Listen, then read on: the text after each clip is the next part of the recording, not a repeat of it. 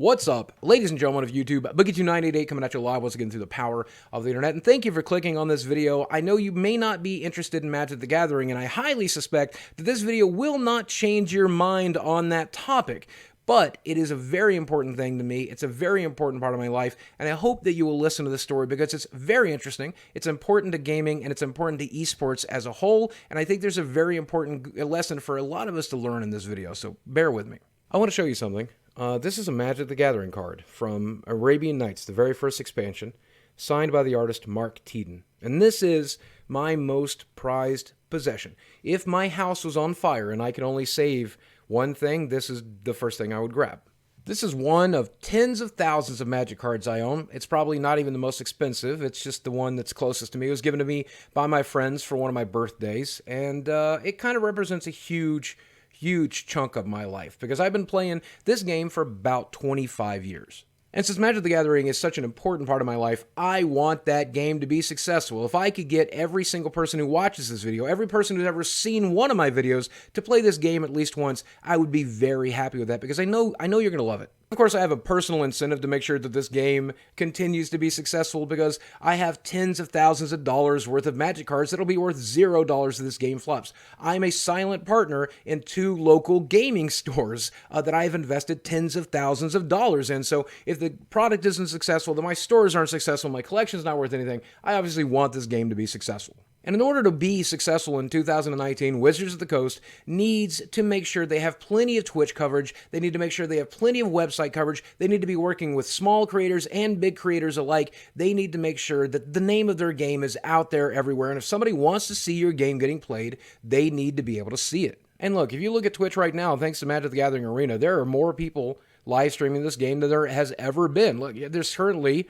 13,000 viewers watching people play Magic right now, and this is a very good thing. We have some really great people streaming. You got Day9 and Gabby Sparts and a lot of other really great content creators who are here, but any coverage they can do will never be as good as professional coverage. I mean, Magic Pro Tour Guilds of Ravnica had 27,000 average CCV with 830,000 hours of watch time. I mean, that's really incredible. And I'm sorry, Day9, you're never going to be able to do that. Look, if you know me, I'm not huge on esports, but even I will tune into Magic the Gathering coverage to see the decks, to see how the format is being played, to see how the pros play it. And you know who else watches esports?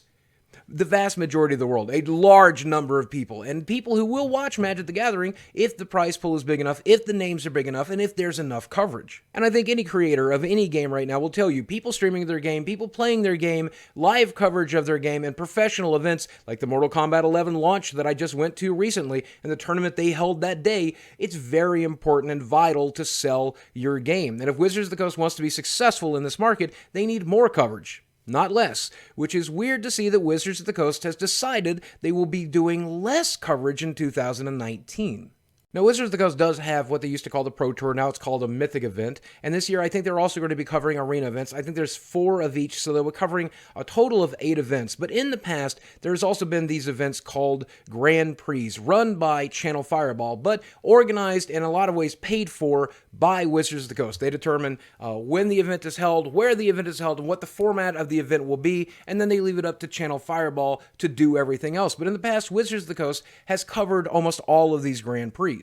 And the reason these Grand Prix events are so important to cover is because it is the entry-level event for professional Magic for players like you and I. Anybody who's shuffled up a deck of cards can show up at a Grand Prix and meet some artists and meet some professional players and meet some people who run the game and also have a chance at winning $20, $50, $60, $70,000. So it's a way to get people really interested in the esports aspect of your game.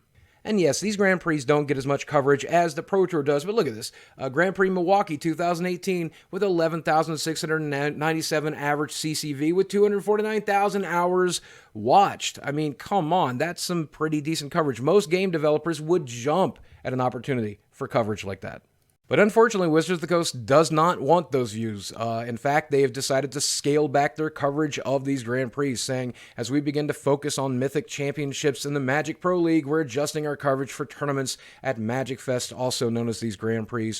For New Jersey forward, we'll be posting critical end-of-tournament information on Sunday evenings. Instead of round-by-round postings here on our sites, fans can still expect to see top 8 deck lists and tournament results on Sunday evenings. So instead of live coverage, you'll get an article that's posted late Sunday afternoon with some deck lists. This does not entice new players to play your game. This does not entice new players to show up at Grand Prix or Magicfests and invest their money and invest their time. This is not how you grow your game. In fact, it's quite the opposite.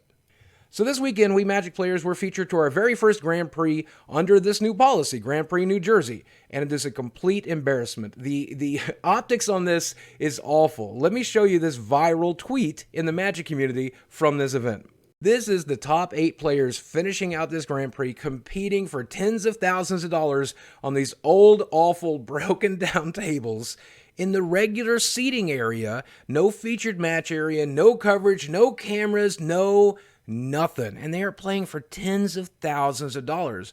This is what a Magic tournament is going to look like for Grand Prix moving forward, and it's an embarrassment.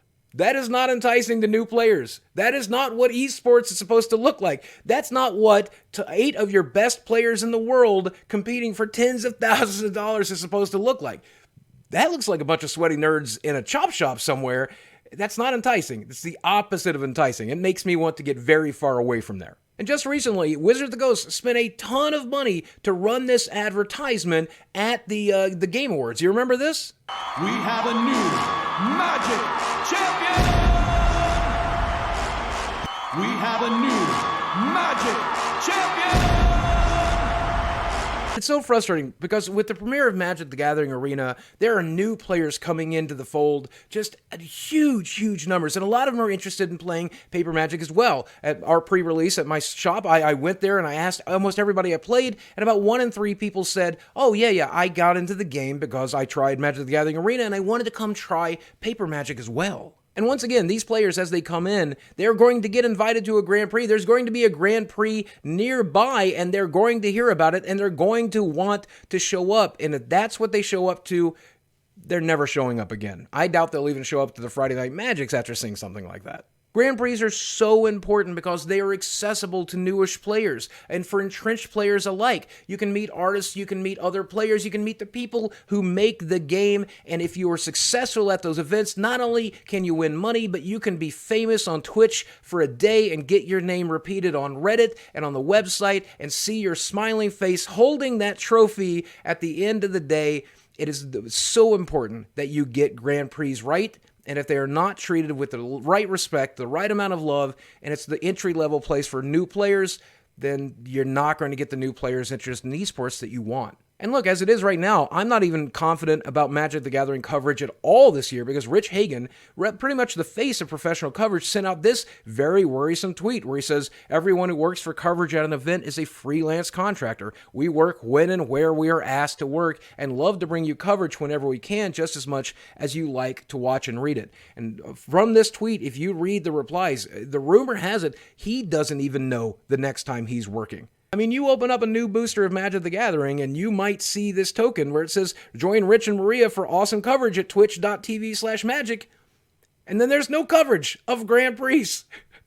Come on, Wizards of the Coast, what are you doing? But as it stands right now, in New Jersey over the weekend, 1,400 people showed up to draft the latest Magic the Gathering set, one of the best Magic the Gathering sets they've ever released in the highly anticipated and popular Ravnica block. And Wizards of the Coast felt that that is only worthy of one small article uploaded on a Sunday afternoon. All this says, Wizards of the Coast is now focusing more on professional esports, running just some very huge, high-profile events a couple of times a year. And that's fine. I guess that is one way to get people to play the game. It has worked for other people. But you know what's kept this game alive for 25 years?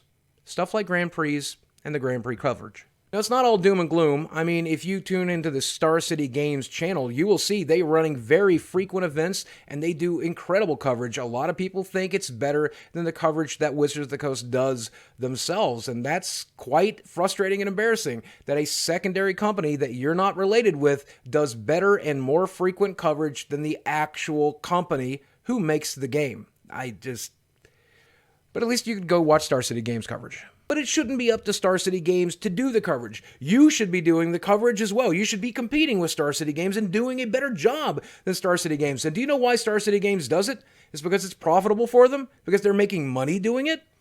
Were you guys not making money doing it? And if you were, why don't you want money? And if you weren't, why weren't you? Incompetence? I hope that's not it. I really do. But if that is the case, hire somebody from Star City Games to show you how to run your company. But it all comes down to this, my most prized possession. A symbol for every Pro Tour qualifier I ever went to, every pre-release I ever went to, and of course, every Grand Prix I ever went to. And every good friend I have, I met over a game of Magic. This is such an important part of my life. I want to see you do well with it. I want to see you be successful with it. So please stop screwing up. And that is one man's opinion. I know I could be wrong, but I do know a large portion of the Magic community has talked about this today on Reddit and Twitter and elsewhere, and a lot of people are just as frustrated as I am, and I wanted to share that. I wanted to make this video because I know Wizards of the Coast does know I exist. They are aware of me. They have watched my videos in the past before, and maybe they will see this one, and we can talk a little bit about how important the Grand Prix is to players like me so that they won't forget it, and certainly won't forget to cover it. Guys, as always, I hope you enjoyed the video. Let me know if you did by dropping a like on this video. While you're down there, hit subscribe if you haven't. For more gaming news and more gaming updates and reviews and things along that lines, leave a comment as well and let me know what you thought about this video and what you want to see me cover next. Until next time, thanks for watching.